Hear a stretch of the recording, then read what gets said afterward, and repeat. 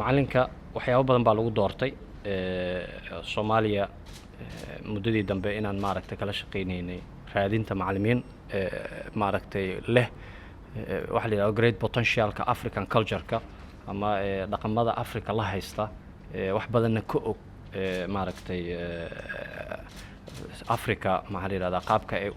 u shaqeeyaan iyo qaabka uu balooniga Afrika u shaqeeyo runtii because Soomaaliya waxa waaye waddan ka mid ah wadamada Afrika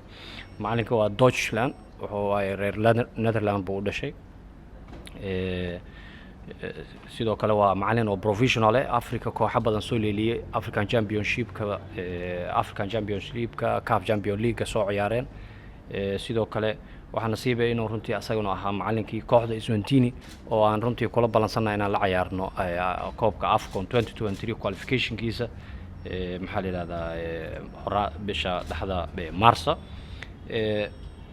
sidoo kale maxaa la yiraahdaa waxay fursad u tahay inaad ka faa'iideysto Soomaaliya macalinka maadaama oo si fiican u og yahay awoodda iyo ciyaartoyda iyo kooxda aan ka horjeedno ee Iswantini fursad ay u tahay Soomaaliya inay ka faa'iideysto iyadana sidoo kale macalinka sidoo sheegay Macallin Cawil macalinka waxa la shaqeyn doona macallimiin Soomaaliyeed dhalinyarta waliba dhawaan soo korortay aqoontooda iyo cilmigooda soo maaragtay kor u soo qaaday runtii ka leh ahmiyad ama hami fiican ka leh inay noqdaan head coach-ka national team-ka Soomaaliya so macalinka waxay u tahay dhalinyarteena Soomaalida macallimiinteena waxay u tahay fursad inay soo bandhigaan aqoontooda iyo cilmigooda si ay u noqdaan berri asadka ama maalka oo Soomaaliya uu ku faani doono si macalinka ula shaqeeyaan ayaguna berri ay noqdaan kuwa national team-ka la wareega hadday noqon lahayd diyaarintiisa hadday noqon lahayd matalaadda adduunka hadday rabaan inay ka ciyaaraan inay noqdaan macallimiin professional oo kalabiyo Soomaaliya aan ka tirsaneen qabta si saaxada kubadda cagta loogu arko marka sidoo macalinka uu sheegay macallimiinta Soomaalida maxaa la yiraahdaa ku nool dibadda iyo dalkaba waxaan sameyn doonaa inaan mataqaanaa soo saarno listigooda la shaqeyn doonaan macalinka sidoo Cawil sheegay